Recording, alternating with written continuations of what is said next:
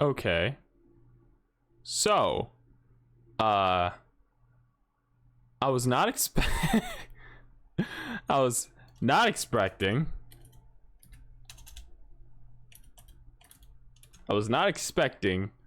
my entire setup to basically brick like that. Scared the shit out of me. We're slowly gonna pick everything back up. We're gonna try to get everything working. So hopefully, we should be all right in the best sense. I'd hope. I'd hope. Let me get everything back working. I think that is the second time in my entire life that this PC blue screened. I'm not joking. So that is, it's an event. I can say that much. Scared the fuck out of me, but hey, we still here. Where is the... Was he here somewhere, wasn't it?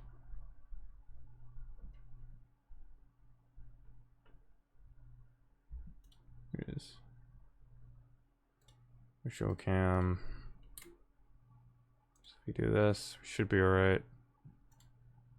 If I do this, then... Oh yeah, it still works, okay.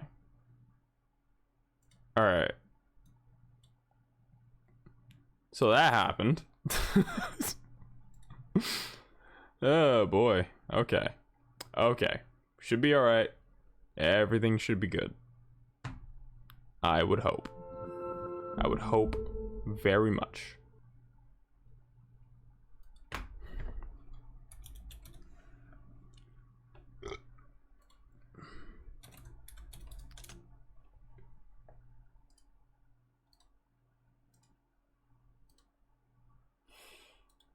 Get some small stuff, readjust it, and we'll be right back to where we were before.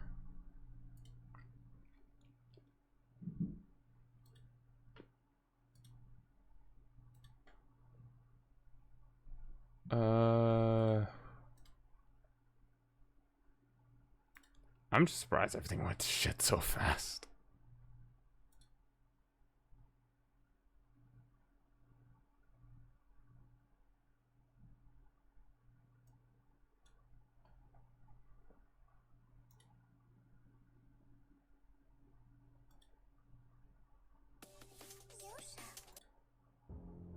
Okay. Music's back up. Pretty sure everything's good. Notification was sent out. So we should be alright. Scared the shit out of me. I think Hinoka won that last one, if I remember right. Now we relaunch the game. And hope we don't brick again.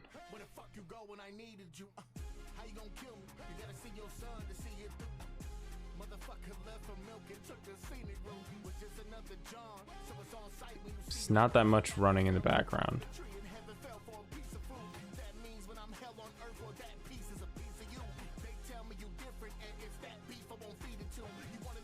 All right.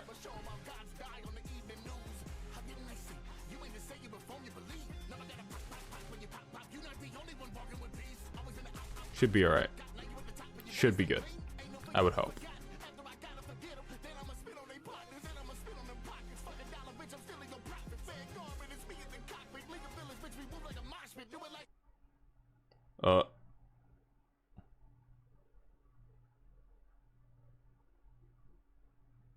Back and ready to rock. Hopefully.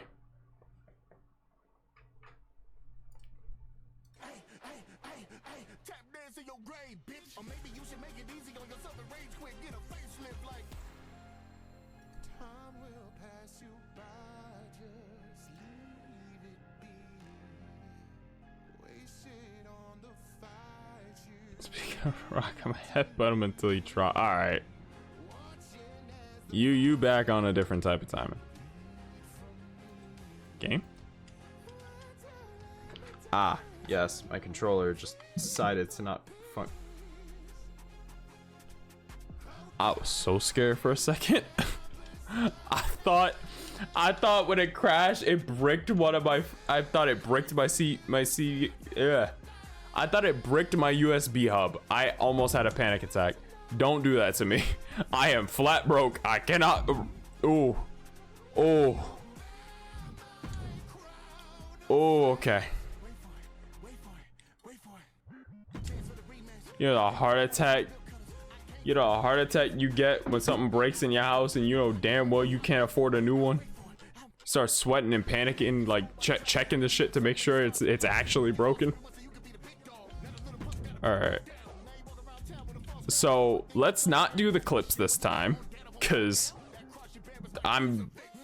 now we're running fine. It doesn't look like anything's really insane. So I don't know. Okay, back. He dropped faster than expected. Only took 2. Granted, second is all right.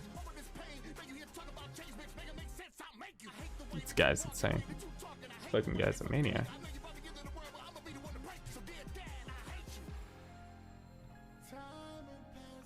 Now I think about it, it would have been. Hold on. It's smarter to just do it over here. Hold on.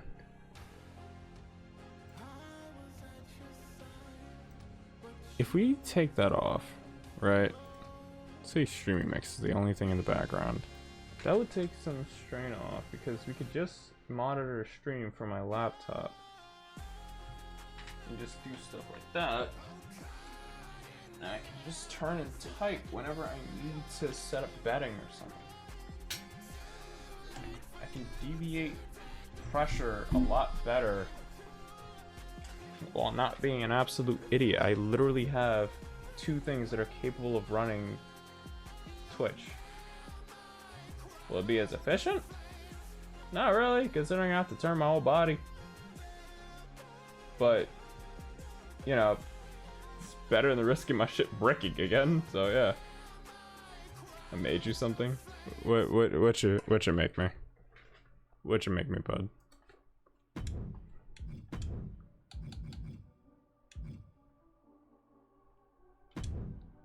Look in DMs.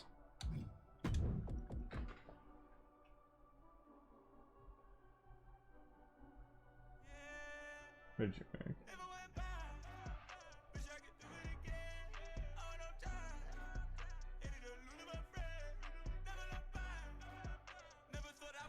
Okay, that's kind of cool. This is actually pretty cool.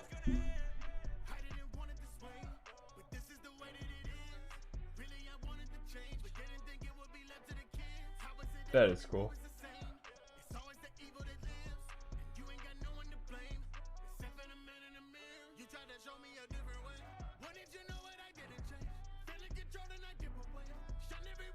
That is cool. You got your New York style pizza with extra pepperoni. Alright, I'll take it. I'll take it this one time. Watch, he slips anchovies or something crazy into it.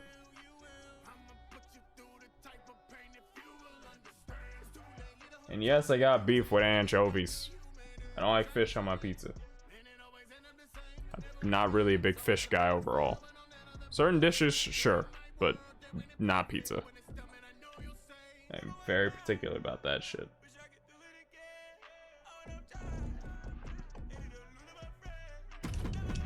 And then this would be this.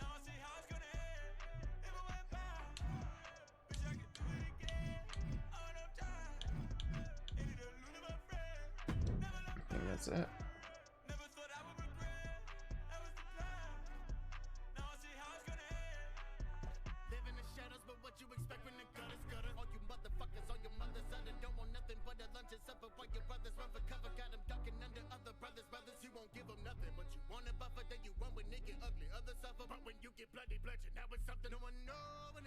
But you all act so ignorant. But it don't make no difference. None of my world you're living in. I would call this ambitious. Scammers may call it imprisonment. Freedom's a privilege. Look what you did with this. Sending your children to die for its citizens. Crooked composers, they're laming our instruments. Crooked composers, they playing. How come you yank back every time you look? I don't know. I just look left and I look like I get dragged by the head. It's like I turned left. I don't even like turn that far. I just turn my body and like my head to my left and it just goes, oh. I'm convinced it's because of the glasses I have on. Like for some reason the model just like detects my eyes or face through them. But then like when I turn, it gets wobbly and weird and it just looks like, instead of me turning to the side, it just like takes it as me leaning back and just hitting like the fucking fade away. I'm convinced it's something. Cause I have to keep my head low and turn for it to actually keep it normal. Alright. Next matches are set.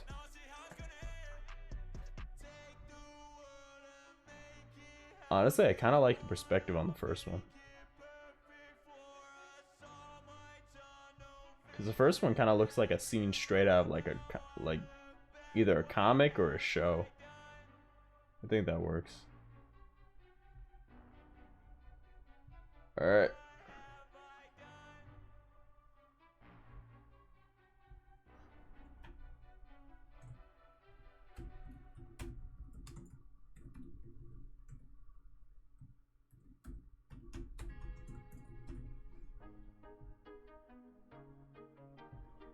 Prediction.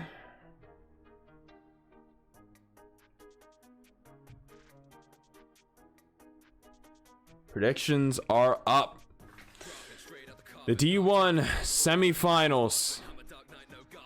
A and B block alike. We've made it here. It's time. First match will be of the women's B block. Melissa Ewing, 1-on-1. Do not lean back. Not the lean back, she said the prediction. The prediction. Aaliyah Amir, Melissa Ewing. I believe these two were in a similar position last year. I think. Could be very much incorrect. I believe they were in a similar position in the semifinal.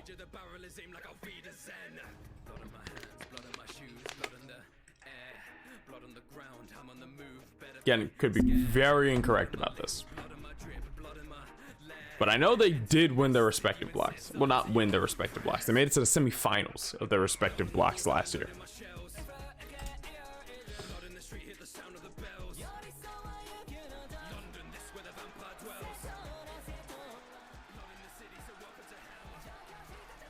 Here we go.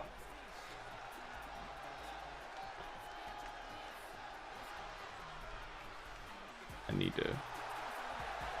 The following contest is scheduled for one fall. Making her way to the ring from Beverly Hills, California, the Rocker, Melissa Ewing.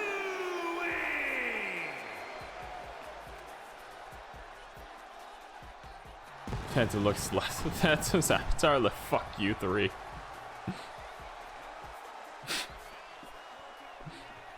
I just turned left.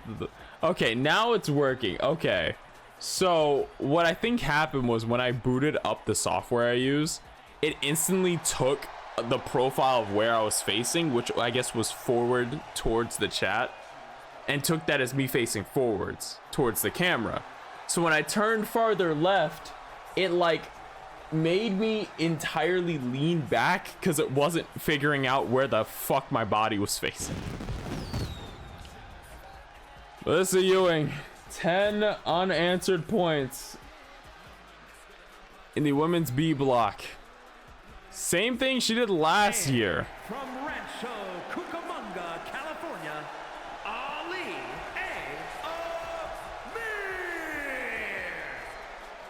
Amir. Aaliyah Amir, 8 points in the B block.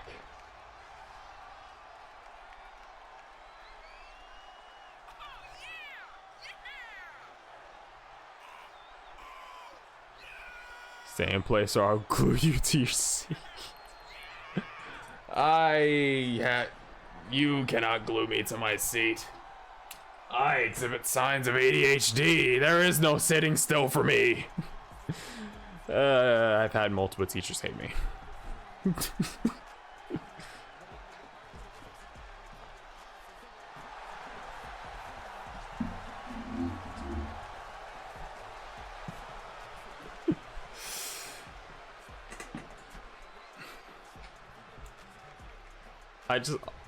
All I just think of is every time you say lean back, it's the lean. I just mind my own business, just lean back. Just cuts in abruptly every time. Refereeing the bell, and here we go. These matches, Final Four, are conducted under D1 ruling. The semifinals, as Melissa already opened up with a single leg dropkick into a springboard kick. Over the head, float over DDT. Melissa's not giving her any space immediately out the gate.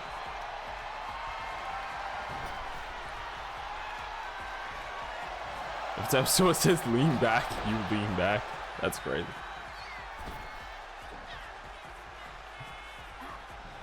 That's trying to go for a stomp. Aaliyah gets the hell out of the way, but catches the right hand. Back elbow from Aaliyah. Melissa not letting her get any movement here. Rear waist lock.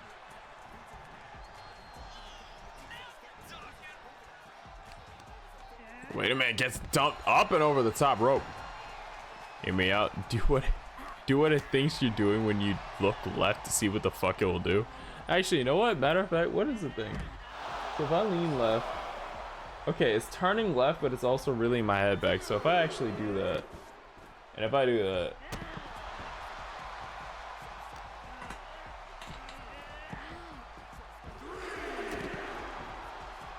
oh, Jesus Christ, what the fuck was that? Like fucking played my movements in reverse. So wait.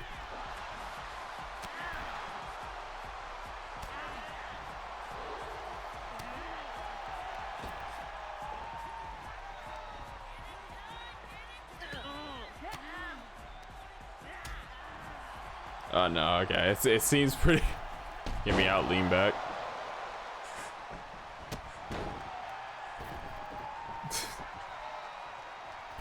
It's keeping up weirdly well.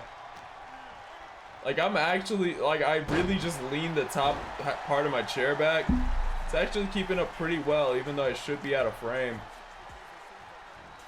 Camera's pretty impressive. Holy shit, it's tracking me from back here. What the fuck? Holy shit! Wait a minute! Okay. It stopped tracking me.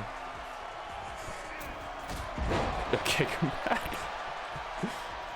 Look like someone's taking your soul out from behind your hair. Got a 2 and a kick out.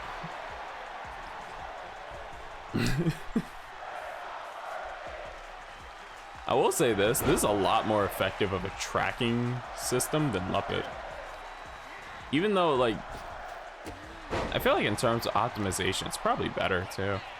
Since I think Luppet was like an abandoned project entirely. I think this made it farther before being abandoned, or it's still being worked on to this day. Which is impressive, all things considered.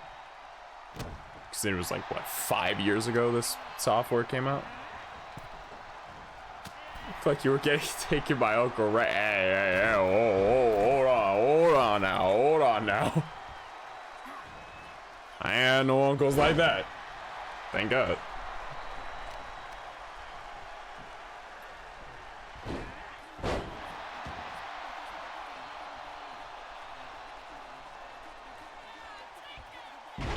Standing moonsault from Melissa.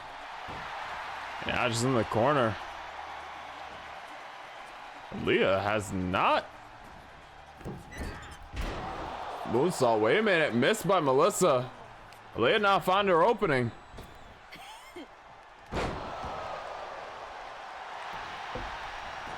You know what I want to get? Full body tracking in a VR WWE game. If it's made by 2K, nah. That shit is not gonna track shit.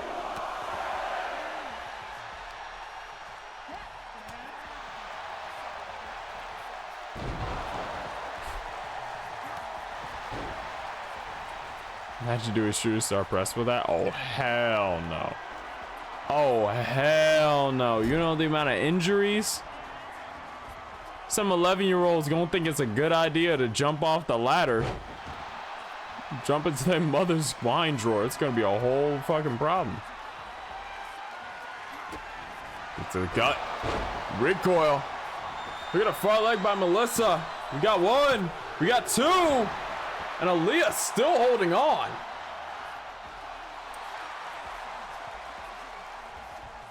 And like Brock Lesnar. That's a nasty ass sentence. Let's go for the moonsault. Doesn't get the distance right. Caught left forearm though.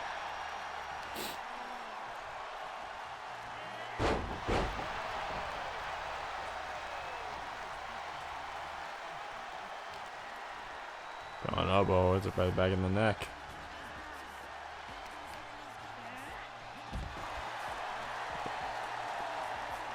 Leah returns the favor, sending Melissa up and over. It's the head. Melissa trying to dance her way into the next hit. Got Irish whipped. Spinning leg lariat. Flatliner. Let's truck it to your family. You see Brock Lesnar.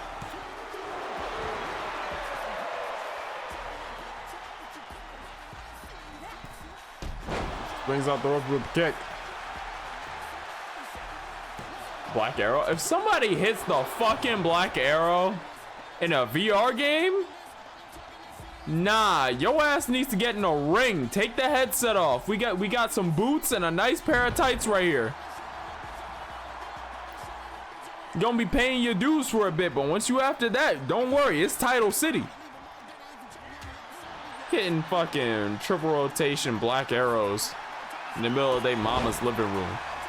Ain't gonna take it to a ring. Boy! Motherfucker got a talent. You know how hard it is to hit a fucking black arrow? It's devious. My eyes are doing a weird thing again.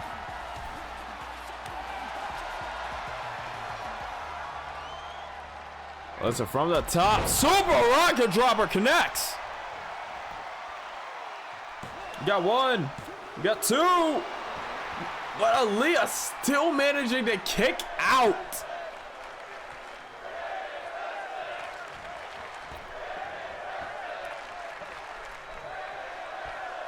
Imagine playing WWE in VR and doing a 630. If I can do a 630 with a headset on, I need to get in a ring and do a 630 to somebody. You know how much money I could be making? Like, yeah, the wrestling isn't the easiest industry to get into. You know, gotta pay your dues, a lot of injuries, a lot of problems. But if I'm able to operate like that in private, I'm hitting standing 630s. It's a crime that I'm nowhere near the wrestling world. Are you serious? Ricochet and Osprey, they don't gonna be carrying my bags if they ain't careful. That's what Kushida used to do. Shining Wizard! But Melissa pops right back up to her feet like it never happened.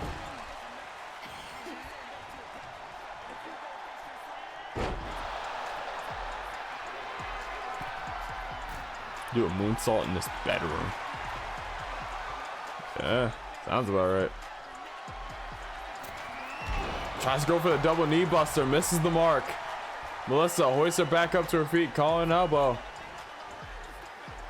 A lot of traveling in this match. Body slam connects. Hoists her up to her feet, calling elbow. Irish whip.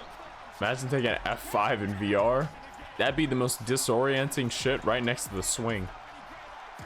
Converted DDT.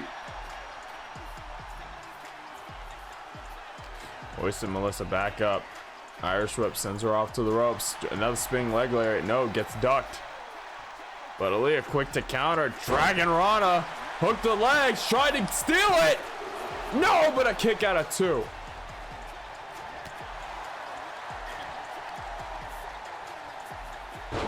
DDT on Melissa.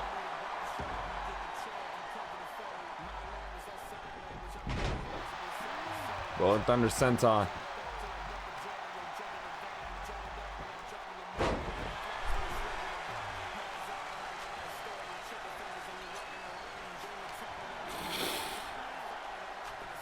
Now reeling that arm. Gets clocked with a forearm. Springs off the ropes into a drop kick. Flips her inside out. Lee gets right back into the ring. Kick to the gut. Off the ropes. Scissor kick connects. Now look at the far leg. Ref races to get into position. We got 1.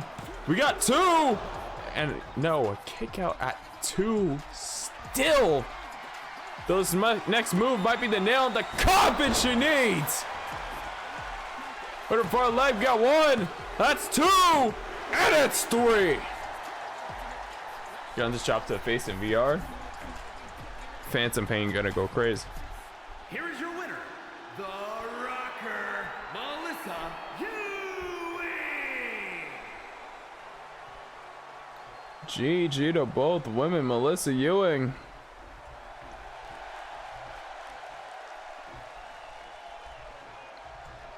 I think this is the first time she saw the finals. Hit the full 10 points, but got eliminated last year. Made it to this year. First time she's seen the finals herself. Aaliyah, a hell of a match. Showed determination and grit throughout the entire thing.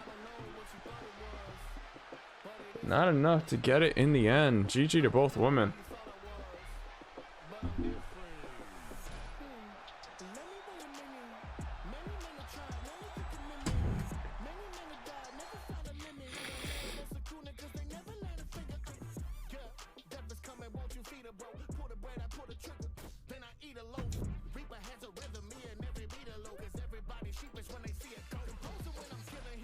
And then I watch your body decompose. Make you swallow lead, aiming for a lethal dose. Hit you with a kick that I need to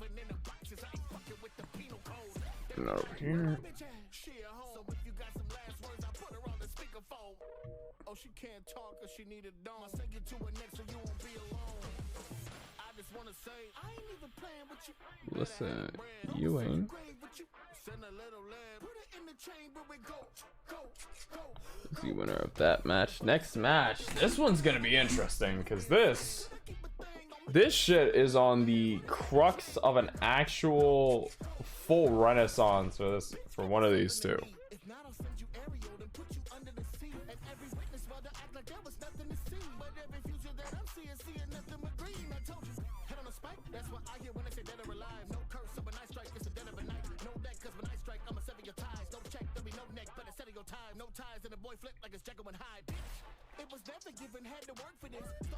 Toes and Toe Tutton versus Josh. Bets are open. Make them now. I mean this when I say it.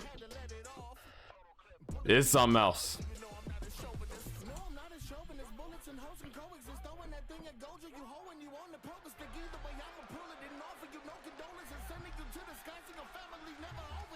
Men's B block. Honestly, how have they not done a VR WWE game at all now that I think about it?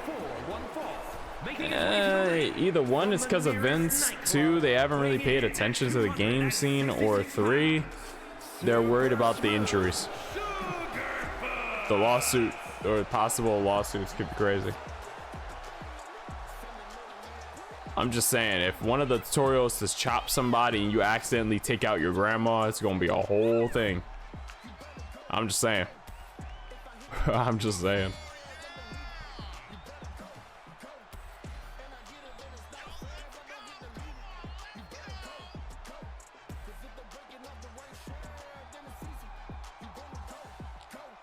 I didn't look like Tutut was vibing to the music.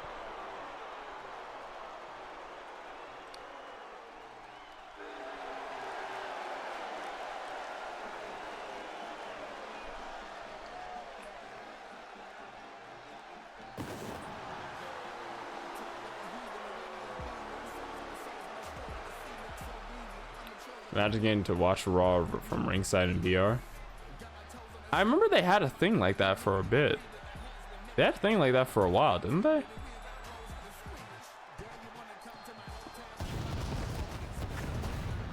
The Tutton. Longest reigning World Heavyweight Champion in this company. Man who has made the longest record yet to be even scratched by anyone yet.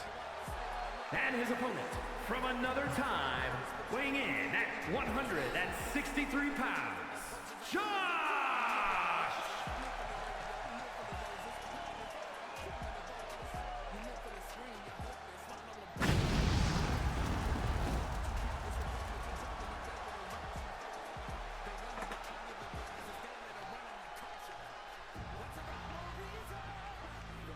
Josh. There is no real way for me to describe how Josh has been in this tournament. Except no one thought this would happen.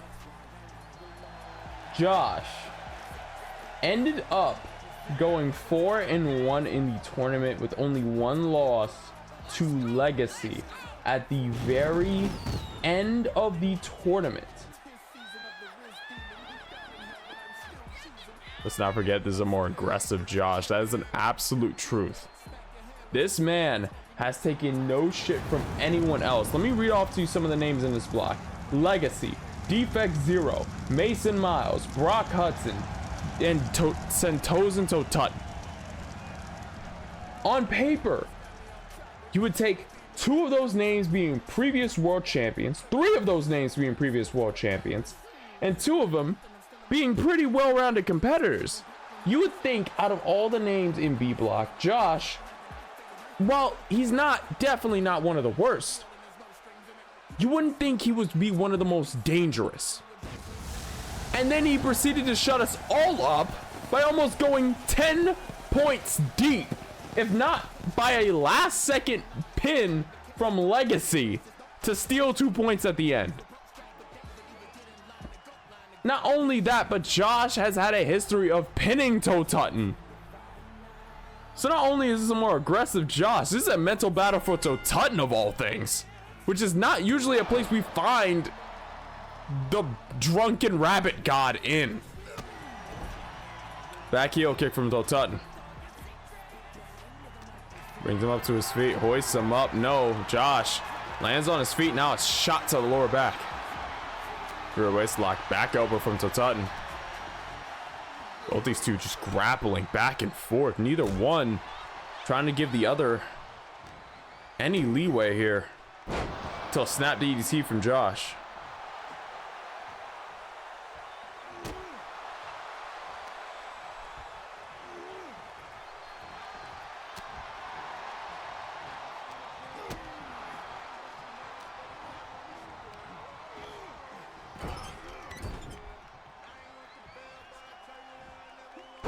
Now it's just belly to belly overhead throw.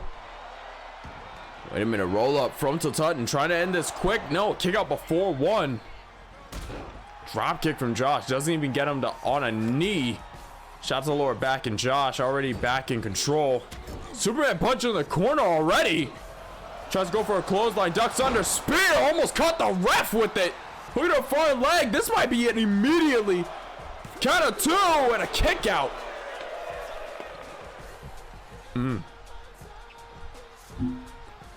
Tutton kips up to his feet, tries to go for that corner. Josh again cuts him off.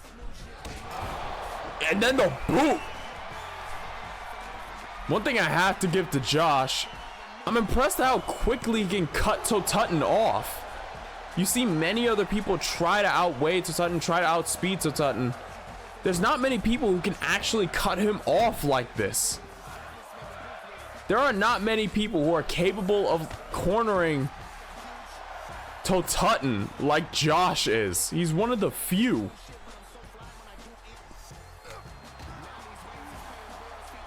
This also makes things very interesting when you remember last year's D1, as in last year's A block, the main 3 was Tutton, Teddy King, and Bulldozer. Those latter 2 facing off later on. That is true. That is absolutely true. Big splash from Josh. If you all also recall last year, count of 2 and a kick out of 2. You also recall last year, Josh, an underdog, ended up taking the win over to Tutton. Couldn't take the title from him following that, but that win definitely might have contributed to his overall advantage right now. Because Tutton, undefeated, 400-ish days at that point.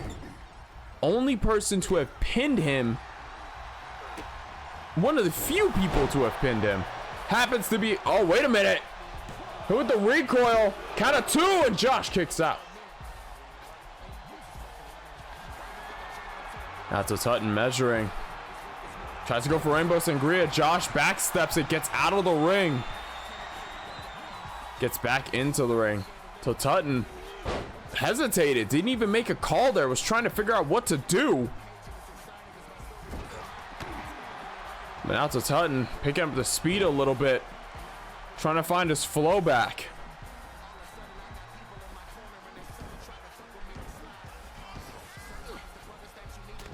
Drops the elbow. Standing shooting star, no, Josh raises the knee. Crowd calling out, they want shots. Oh! I'm not sure if that's what they meant, but hey!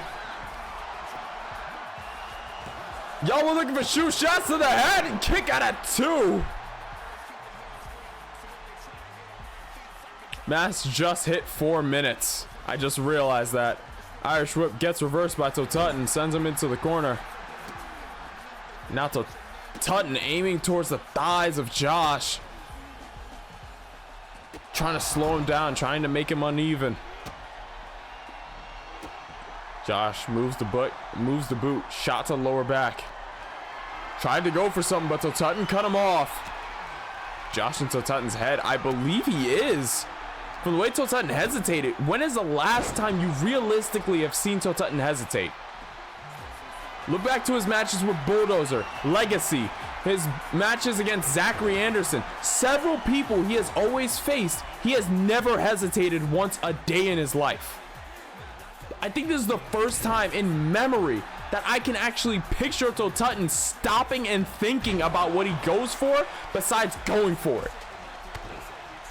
One of Tutton's main strengths is his unpredictability and how quickly he can meld into different forms of offense. He had both of them stopped in their tracks.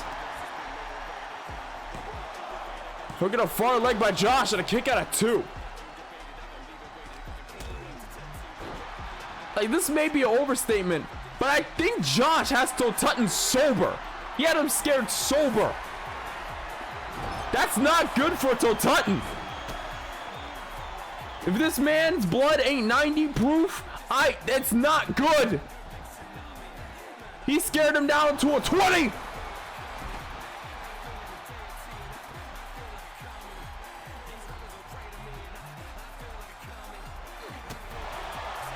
Big boot to the head. Springing off the top rope. You can see those bits of Tutton every now and again. Those quick, impulsive shots that he goes for with all certainty. That is when he gets ahead of Josh, but then there's so many moments where he hesitates. I think his confidence may have been shot a little bit, but now he's finding his groove again.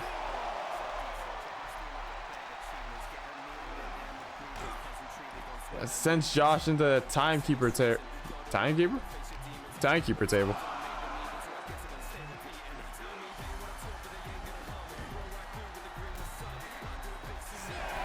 Count of 6. Josh try to take Tutton off the ropes. Wait a minute. Caught him with a Hurricane Rana. Now trying to high stack him. Stack him for a quick win. Count of 2 and a kick out. That's the thing. Tutton is usually a go with the flow wrestler. He goes with whatever he feels right out with a super detailed strategy. But Josh is forced him to change here. Yup. Rainbow Sangria just got hit. Count of 2 and a kick out. Now Tutton gonna try it again. No, gets backstepped.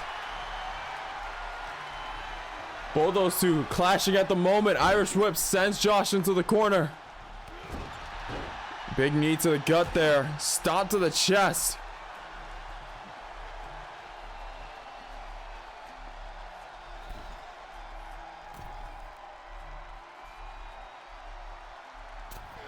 Coast to coast. No, hooks the leg. Hoping to take it from here. No, and another kick out. He can't believe this.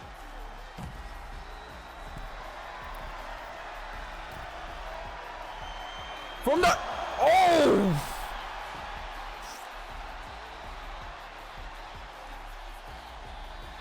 Went completely limp. Now to Tutton looking quicker on the draw here. He's realized he can't just keep switching shit up.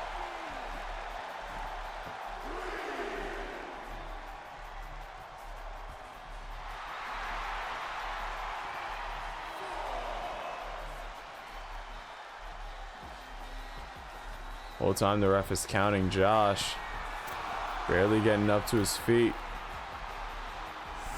Gets into the ring, and so Tutton comes. Oh my god!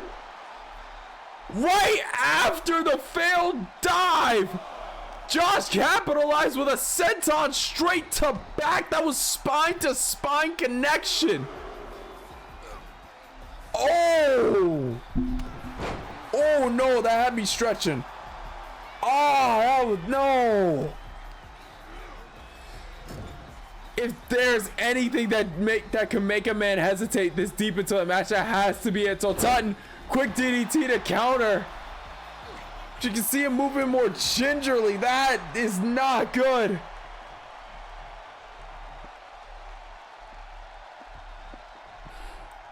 Josh almost quickly back to his feet. Shot to the gut from Josh. Hoists him up on the shoulders. Wait a minute. F5. Hooks the foreleg. Could this be? No, not it. It is not it. He needs to stay on him and do anything crazy like that. Honestly, oh my god. Now Josh, measuring from the inside of the ring, takes a dive and connects. This late into the match, I feel like you can see the blood forming onto Tutton's lip from here. Kick between the eyes with the Tutton. Oh shit! Caught him with a spinning kick to the face. Super kick. Florida Keys. Straight jacket German.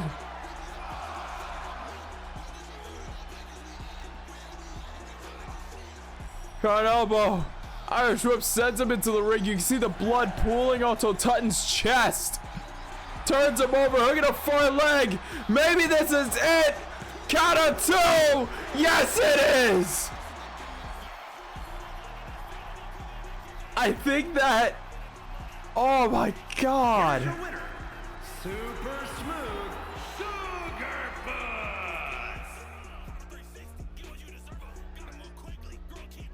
Oh, the crowd is silent. The crowd is silent. They're looking at the blood on him. Oh my god. Dude, are you alright?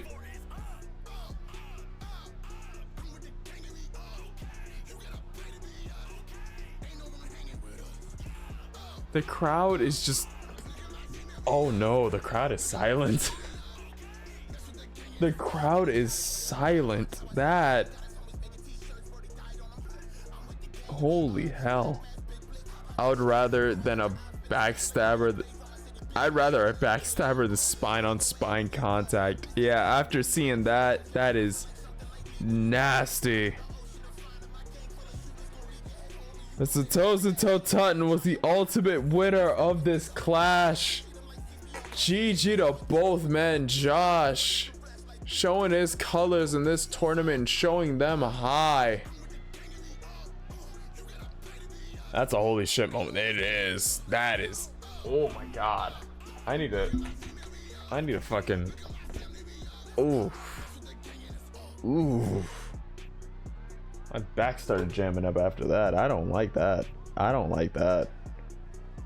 Ooh, I don't like that. I don't like that. I do not like that. That is nasty.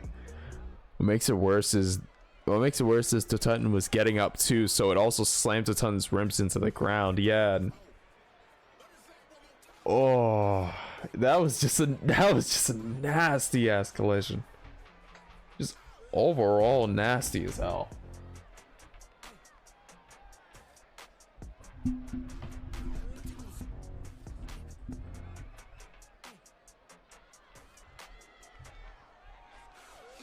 Let me note some stuff down really quick.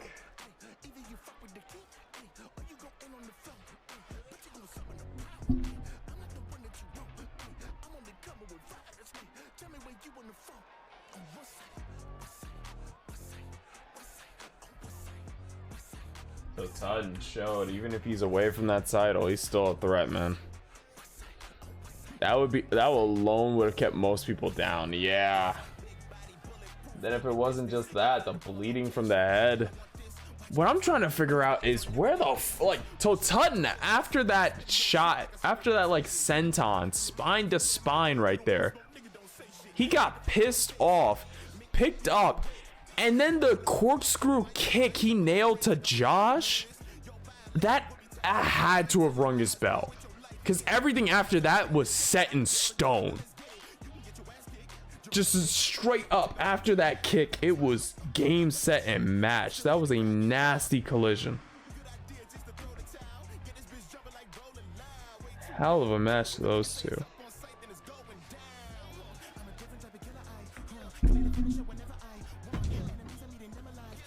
Next match on the card. One of the two current D1 champions in the semifinals of their block, and one of the first years entering the D1 tournament meet in the semi-finals.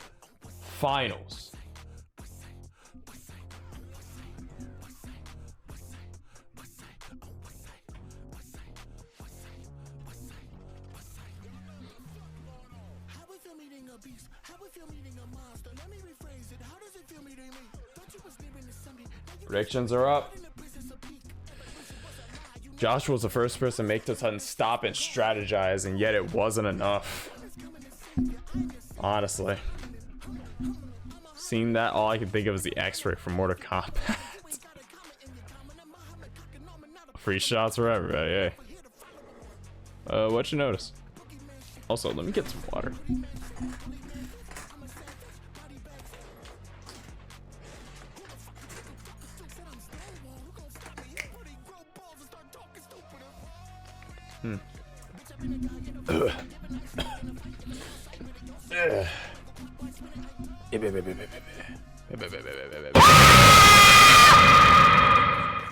Didn't fucking work. Good.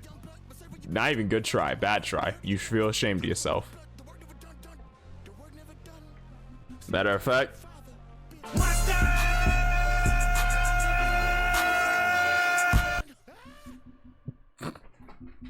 That had nothing to do with it. I just wanted to press that button one more time. Minerva and Bulldozer are facing their division's respective D1 champions in the semifinals. Honestly, yeah. I was about to say, if you weren't drinking water, I was about to get a passport, fly my Canadian ass all the way to New York just to whoop your ass. Wow, alright. Alright. Good thing I got it then. Thanks for looking up.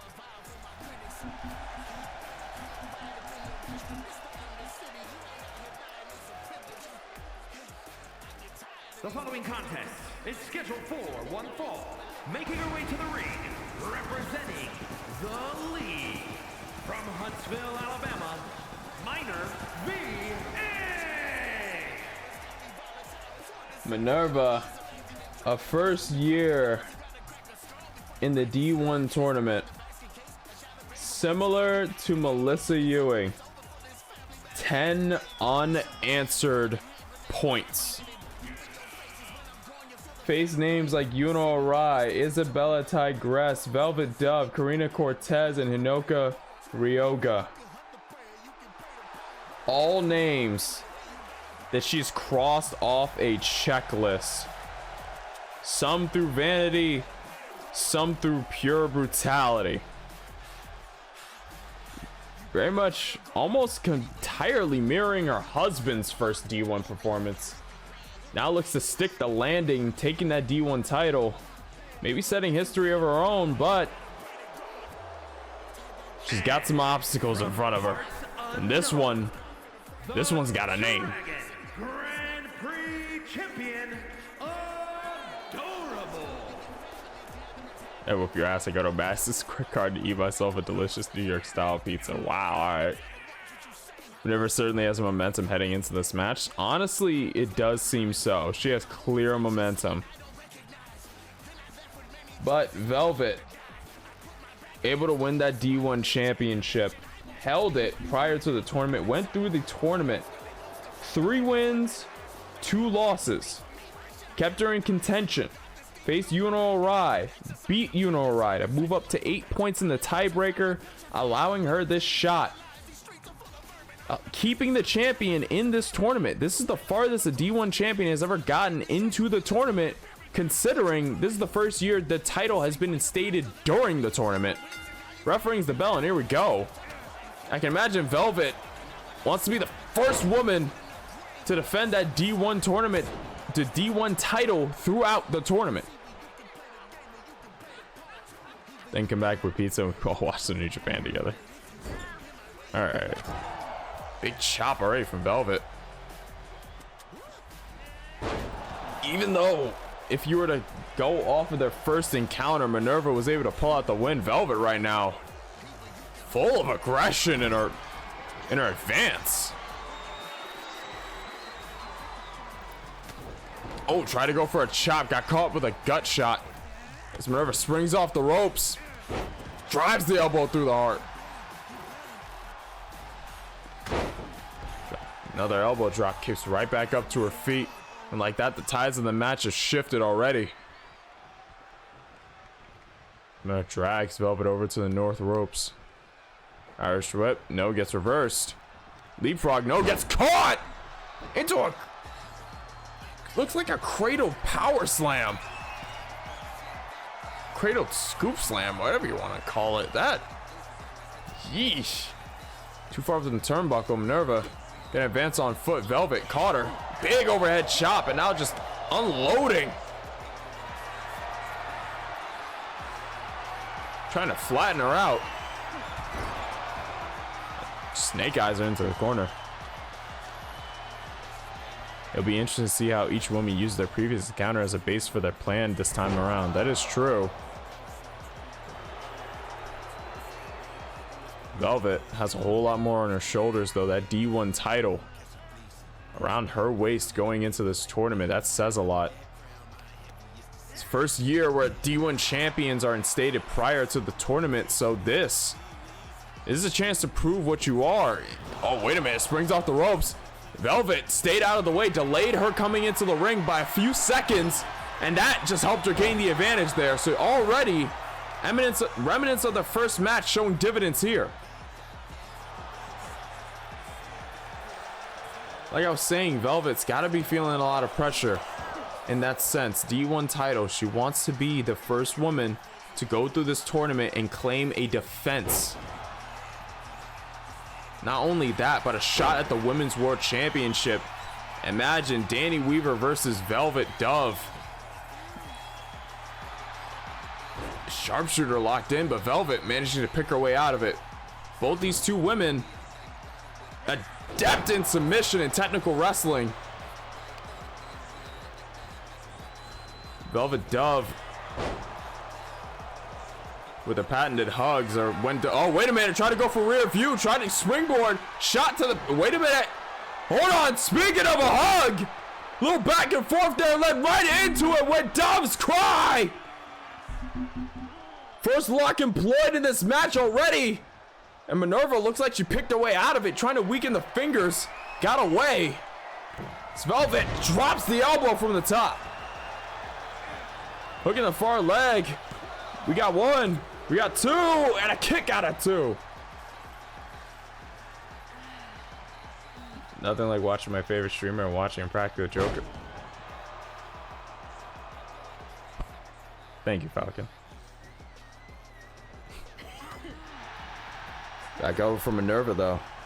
Like I said, both these women, oh, the spear!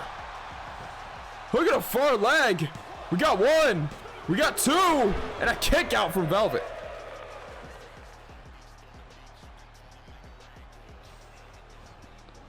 And Minerva leaping up and out over that top turnbuckle, or top rope,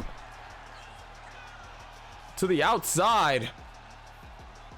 Now aiming for the legs with a driver like that, trying to mess up the shins of mobility.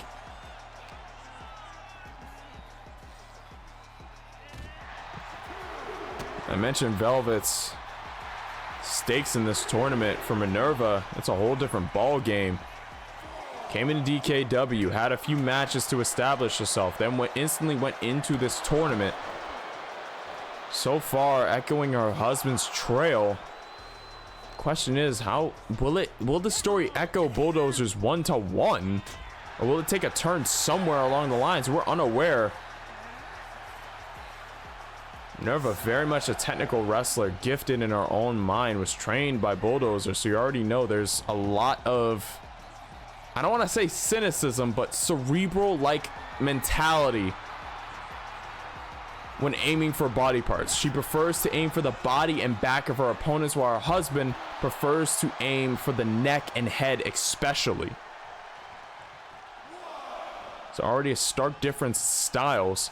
Both these two almost targeting similar parts of the body. Those hugs Velvet gives, working over the mid-body, the collarbone, the whole, essentially the entirety of your upper back. While Minerva, wait a minute, hits a roll-up on Velvet. That's one, and a kick out.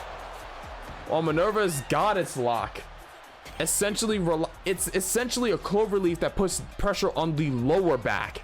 So while both moves are targeting the central body, one goes much higher, one goes much lower. It's going to be interesting to see how both these two technical know-hows play off of each other. Then again, when it comes to both, submission is not the only way they both know how to make their opponents give up. They also both have pins. Minerva, specifically with that power bomb of hers, and Velvet, we've seen her put a lot of women out with that rear view. But now again, Velvet taking the shot, sliding straight into the When Doves Cry. But Minerva quickly gets out of it, using those knees to break up the hold. Now putting Velvet over to the corner again. Driving her head into the top turnbuckle. Big chop across the chest. Nowhere for her to really go. And driving those knees straight down. You can see there what I meant before when I said the lower body seems to be Minerva's main target for her goddess lock. Wait a minute, got turned around, reverse. Not reverse waist lock, rear waist lock. There we go. Count of two. A kick out from Minerva. If I had to describe the primary difference between Minerva and her husband, Bulldozer's style is more finesse based, while Minerva is brutality based. Wait a minute, try to go for rear view. Got countered with a springboard to the elbow. Now look at a far leg, trying to capitalize off of it. Trying to end it here. A kick out of two.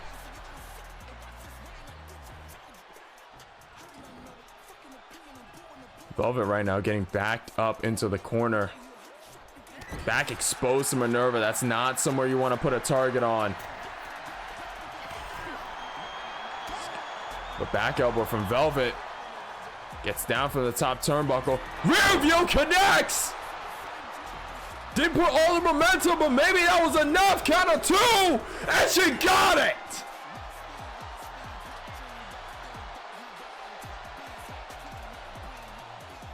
here is your winner, Adorable. Ladies and gentlemen, this marks one of the first. This is the first. We're gonna have a D1 champion going to the finals to defend. A hell of a match from both sides, technically going back and forth between both women. Minerva showed damn well throughout this tournament. That is championship material written all over her. I don't even need to explain what I mean by this. 10 straight into the semifinal. That means something. Hot Wheels, how you doing? You don't have the right to talk to me on a different level. Everything I spit is sorcery. Bore to me. All these human beings are too ordinary. Pen these words like Leo, how I do it like it's war and peace. I got no frogs to be guardians. I leave the walls with the pros of Alexandria. I got more MP than Parliament. I bring the magic out. I'll be reflecting that shots like an argument. Until I charlatans, you cannot look in my eyes. I got demons inside of me. I'm looking at like my win-loss record for stuff, and one of them just shows 2,000 draws, and I'm like, where the fuck did that happen? Add faith in Dove. Hey, you and some others too. Let me check the predictions. Let me give people their payouts. You people believed in Velvet. It got paid out. Second D1, we have a D1 champion moving into the finals to defend that belt they wore. Not often we see something like this. Question is, from here, will it be one D1 champion or two? There remains one match left. I think that means Velvet and Minerva are now 1-1. Yep, that is the case.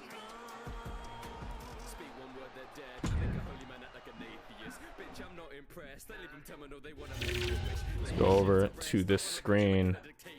Last time this show, so we are going for our main event of the evening.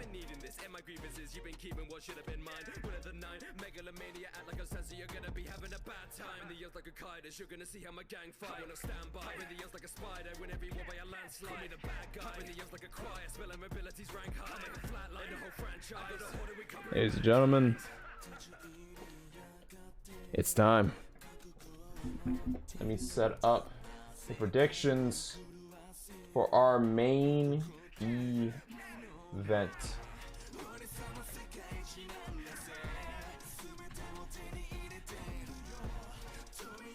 Teddy King.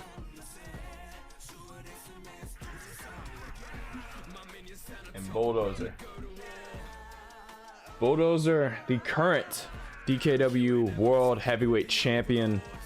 Teddy King, the current DKW D1 Champion. How this tournament began is ultimately how it sees its semi-final conclusions.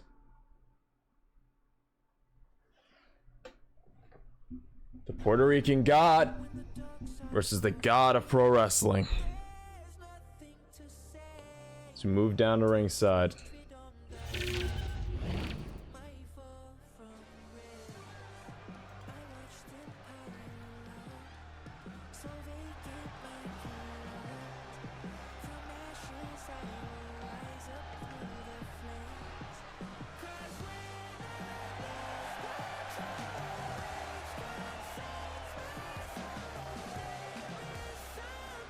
I think it's the fourth time Bulldozer and Teddy have faced in singles action. That is true.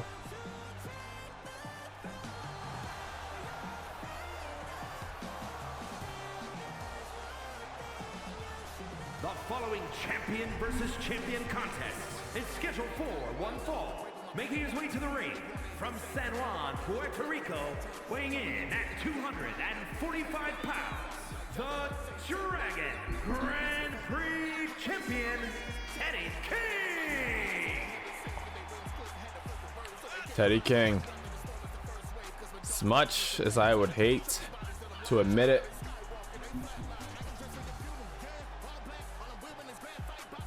people look at this man and hire him in companies for a damn reason. He gotta be one of the best professional wrestlers I've seen. One of. I will emphasize that point before his ego gets too bloated. He's held that D1 title since March 14th of this year. Over 200 days. Most likely closing in on 300 as we speak.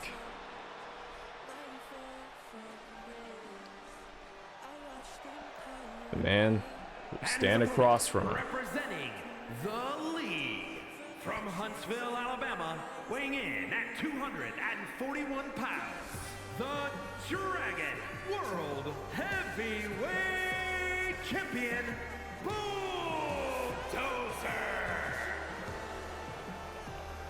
If Teddy loses matches, reign as D1 champion will effectively be over. That is true. The risk every D1 champion runs into around this time of year. That's what makes the D1 title a unique belt.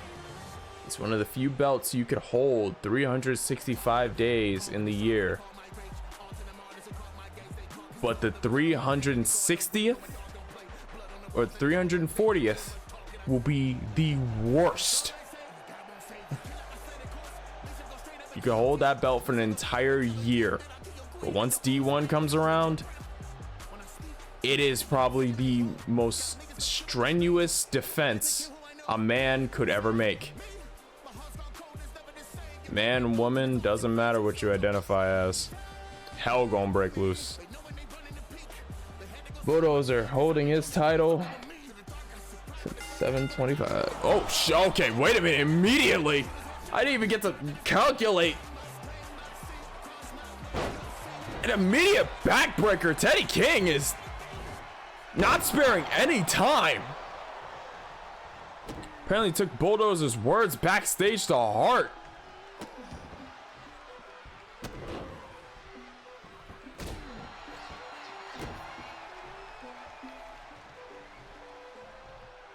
And he took the words that Bulldozer was saying straight to heart. Was trying to get a fast and early start here. Now Bulldozer runs in with a knee and changes the complexion of this match, but a kick to the head swerves it back. I think Bulldozer's words in promo were very personal. Yep. Drop kick to the side of the head now. Teddy took Bulldozer's words in promo very personal. Yep. Now Bulldozer leaps up and over, but no, Teddy ducks the dive. Grabs him by the head. Into the Saito. Something tells me that Teddy did not like what happened last time these two were in a ring. If you recall, it was earlier in the tournament. Bulldozer managed to beat Teddy King at that point to secure himself a lead in the tournament. You can imagine Teddy did not let that go, and now back in a similar position. He's got to take the remnants of that and really see what he can do with it. One thing you can never say about Teddy, you can't say that he's dumb. He is an intelligent pro wrestler. As much as it pains me to say, knowing damn well his ego would inflate, he's a talented pro wrestler. He knows this. He's smart about his matches. I've faced this man several times, and each time it's always like you're fighting a different person. He's not dumb enough to go for the same shit twice. Look at a far leg, a kick out of one from Teddy. Shot to the lower back causes Bulldozer to stumble. Now, Crossroads.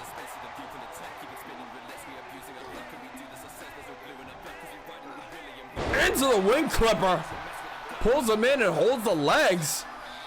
I'm not sure this is the best pin to go for. Bulldozer could just throw his shoulder up like that, but now Teddy. Not sure if that was on purpose or to make him spend energy.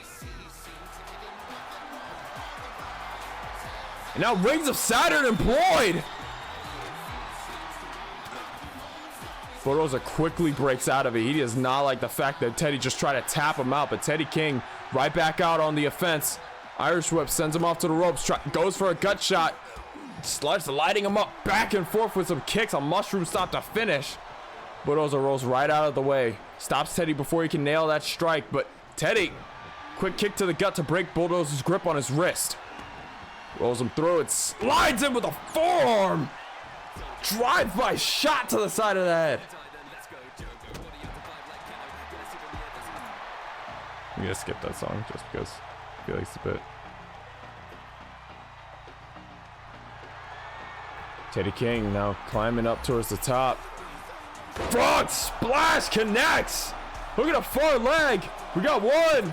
We got two. And a kick out at two.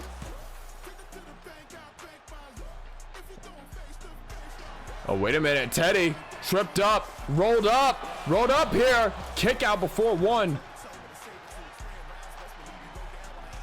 Bulldozer grabbing the head. Swinging neck breaker.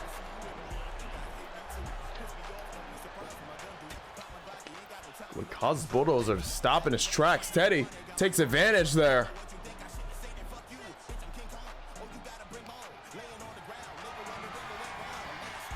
Throws Bulldozer over to the outside. Maybe it's just me, but it seems Teddy seems to be fighting angry. You'd think that. One thing I can reliably say about Teddy King, this is from personal experience. His style is about as truthful as a snake in the Garden of Eden. He'll be angry 1 second and then suddenly switch up on a dime. It's not something to rely on. Take that from personal experience with this man. There's one thing he is extremely good at, and it's faking problems. He's used it to get ahead several times. He can always use it to get ahead again.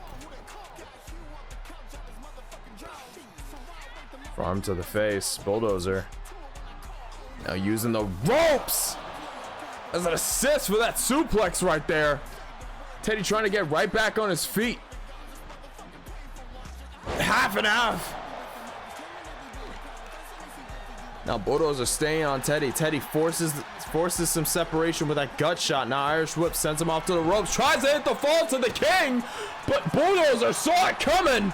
Look at a far leg after the stop. Kick out before two. As Bulldozer springs off the ropes, the kick to the top of the head connected there. Kick to the gut. Hoists him up. And oh! Look at a far leg. We got 1, 2, and a kick out.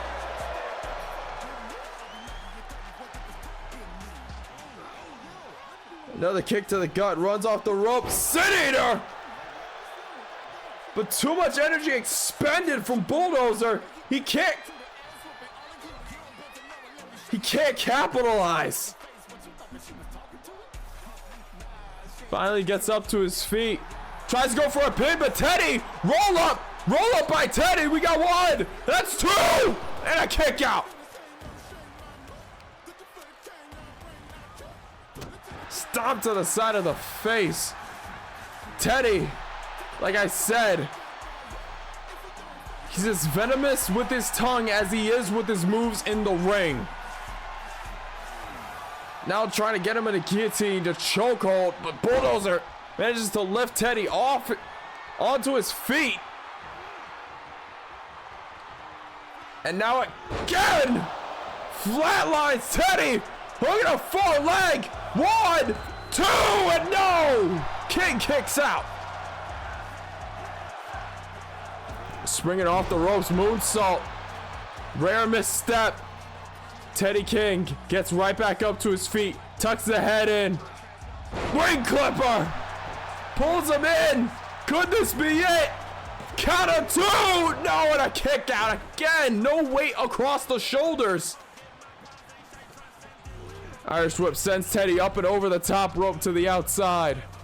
8 minutes have elapsed so far in this contest.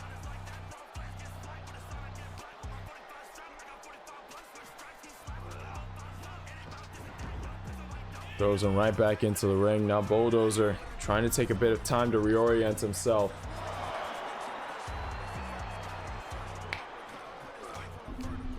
Taunts a little bit. He knows he's in the driver's seat. I'm not sure how much offense or time for recovery you want to give someone like Teddy King. Stomp to the right arm. Shot to the lower back to turn him back over again. Teddy responds with a kick to the side of the head. And fall to the King! Hold on, that might be it! 1, that's 2! And a kick out! Almost 3! Now throwing nukes at each other until the other stays down. That's definitely what this match looks like it's evolved into. It is whoever can play that kill shot. Moonsault off the knee drop. And no, Bulldozer still forces the elbow up, the shoulder up. Shot to the lower back. Bulldozer kips right back up to his feet. Both men struggling for control. Bulldozer takes it. Lays Teddy King up on the ropes. Now using the top rope to try to choke him. Try to reduce the airflow. Split like moonsault off the ropes. Hook at a forward leg. Could this be it? Could this be the end? Count of 2. No, and a kick out from Teddy. Shot over the head. Irish whip. Sends him off towards the ropes. Snap German suplex. See Teddy holding at that neck. Might have given Bulldozer a target. If he wasn't already marked. He definitely is now. He knows all that offense is working. That's if he caught it. This deep into a match, you're gonna miss a lot of cues that you'd usually be all over. As a technician, as a high flyer, as a striker. As 2 out of 3 of those, I can attest. Not much of a technician, but look, I'm gonna say when you're in New Japan, you pick up on a striking game real quick. And high flying is basically striking with more risks. It's throwing your whole body into every shot, knowing you could miss at any second. Crossbody from Teddy like that. Shot to the gut though. Teddy keeps in advantage. Keeps pedigree. As he gets back up to his feet. Pulls him back up. What is he thinking? Tags his lower back to the top turnbuckle. I'd say you should have just gone for the pin. No. Still gonna make a bend the knee. Hooks the far leg. 1, 2. And Teddy King goes to the finals. Here is your winner, Teddy King.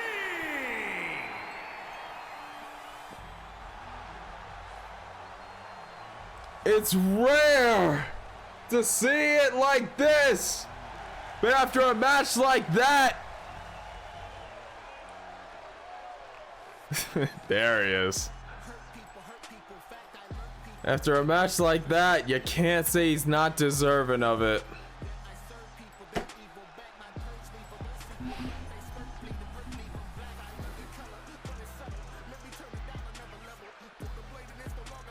Now this paints an interesting match going into the finals.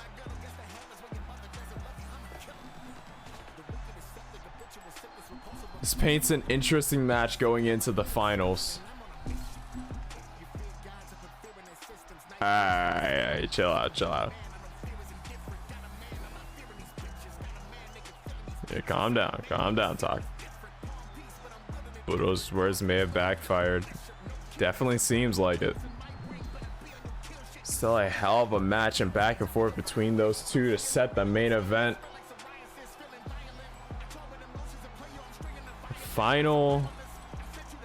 The finals of the D1 are set to take place next episode.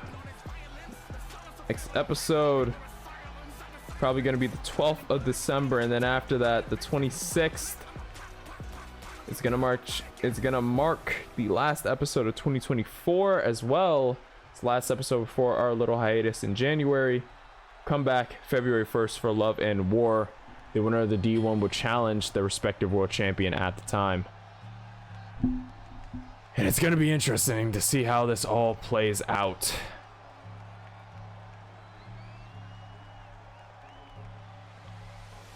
Teddy King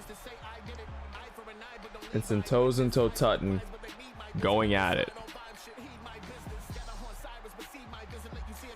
Oh shit, we could see Tutton and Bulldozer 4. Yeah, it looks like it. With how things are going, looks like it. On the women's side, Velvet Dove takes on Melissa Ewing in the finals. Both matches are a D1 title defense.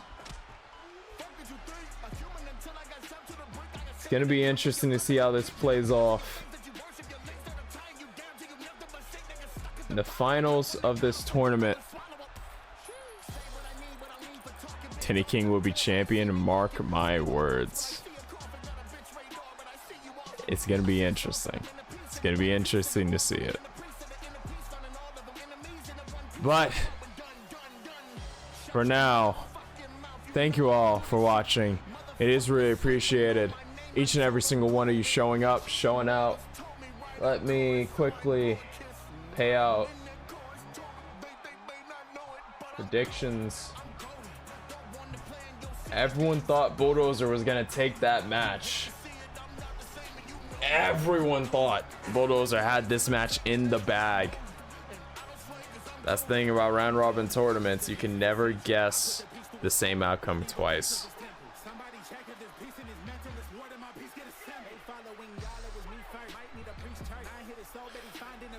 Whew. GG's to all, GG's to every single competitor tonight. Let me look someone to go and raid this late into the night. Probably after this, I'm gonna sneak a little bit of extra food before I pass out and go lay down. I'm hoping my migraine doesn't spike back up. If it does, then fuck. I have no regrets.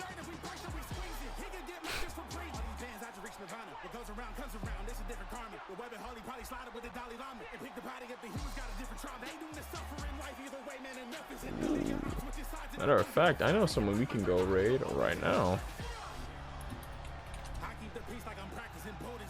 Alright, thanks for being this motherfucker.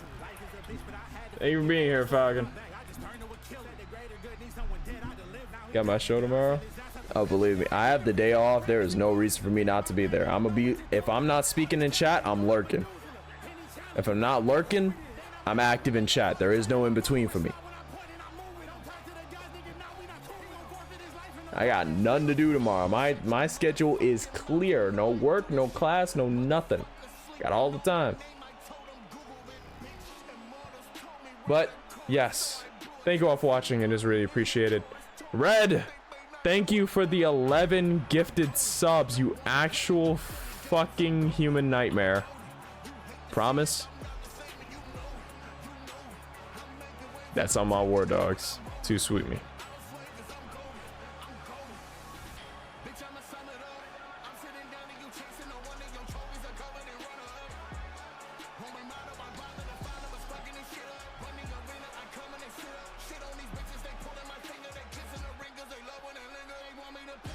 Red, thank you for 11 gifted Zorts. Thank you for the raid. We are gonna go raid Voodoo Ush right now. He is streaming his 5,000 follower celebration. Yes, 5,000. We're talking 3 zeros behind that 5. It's insane. So we're gonna go over, give him a raid. Why are we raiding Voodoo? Well, it's very simple. Without him, none of this would be happening. D1 wouldn't exist. DKW wouldn't exist. Probably wouldn't even be streaming in the first place. I'm being honest. Probably half of you wouldn't really even be here. I'm not afraid we're saying it. Damn, I ain't afraid to say it. I ain't afraid to say it. Simple as that. It took a lot. Like, I watched a lot of people in this community stream their own shows and have so much fun with it that I decided to make my own. Vu was one of the main driving forces. If it wasn't for him, legitimately, this wouldn't be here. This VTuber in front of you right now would not be active. It probably would have been something I did in my free time and then just never used. Probably wouldn't even really be streaming outside of like the pandemic era. So the fact that I'm still doing this, pretty much directly, I want to say, butterfly effect by this guy. So we're gonna go over, give him a raid. Considering a bunch of you guys got gifted subs now, I think we could probably hit him with 2 hello there's, maybe a little, hold on.